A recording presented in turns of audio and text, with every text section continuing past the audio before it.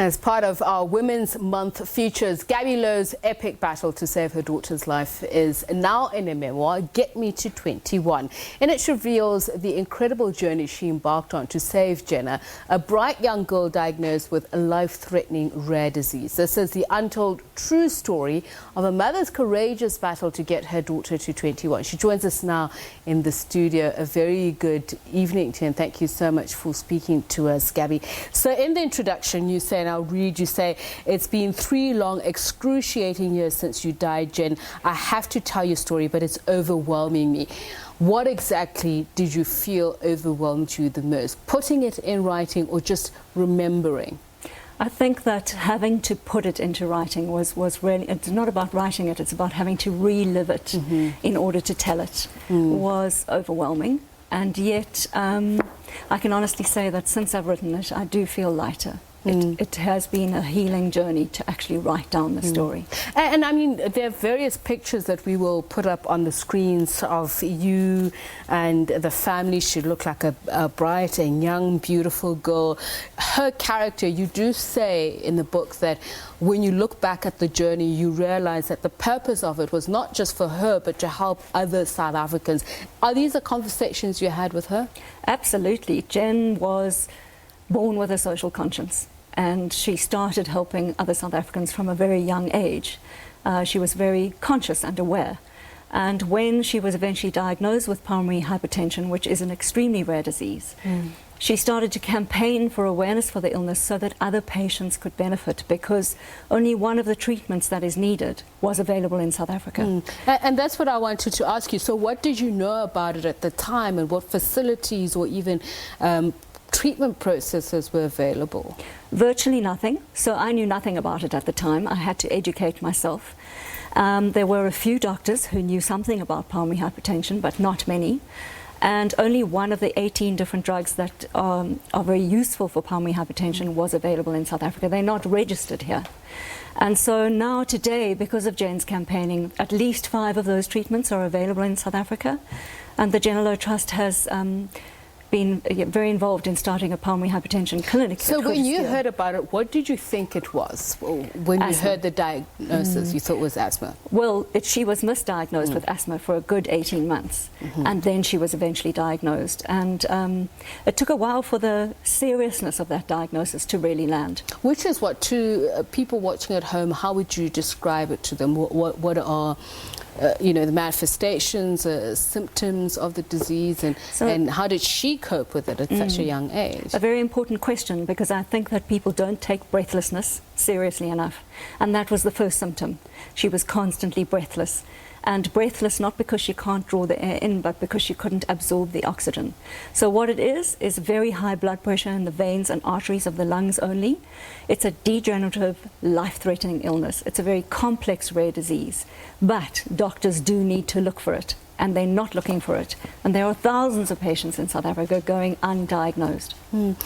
How did she process the news, and just take us through her journey? Because you say you did have this conversation about her sharing it with the world, and that's the request, you know, Get Me to 21. Yes. She at first didn't do any Googling, but she eventually did.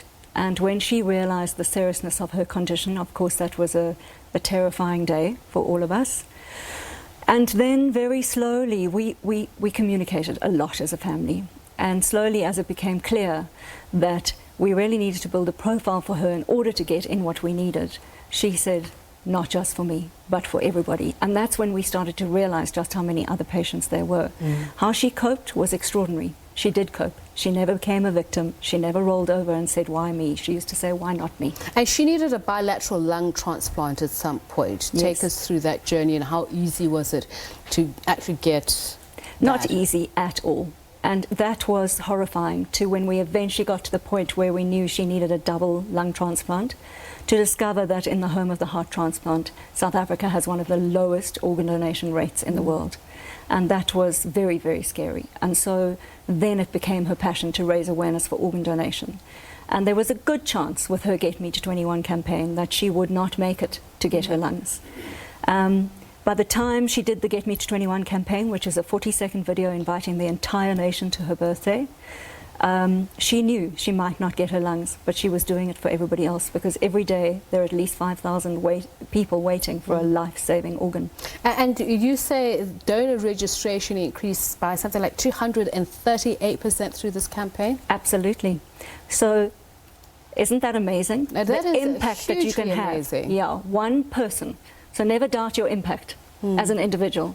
One person who was now so sick she could not leave her room single-handedly impacted the organ donation rate. And how did you then, you know, cut through the cultural barriers? Because ignorance does lead to a lot of fear, and ignorance of a disease, ignorance or even just the practice of organ donorship. So how does...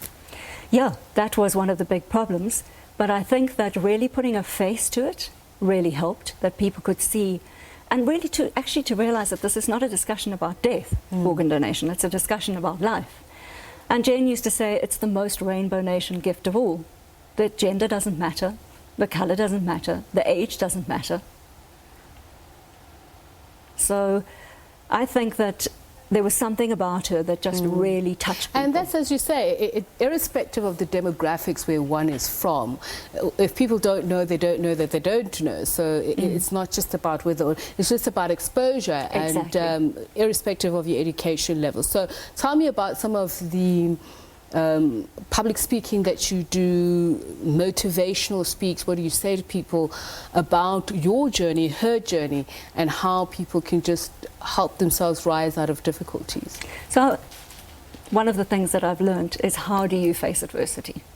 Because it was a long and progressive illness. And Jen really taught me about courage. And so I do a lot of work around emotional resilience now, and I, since her death, became a life coach, and have co-authored a model on authentic resilience with another coach.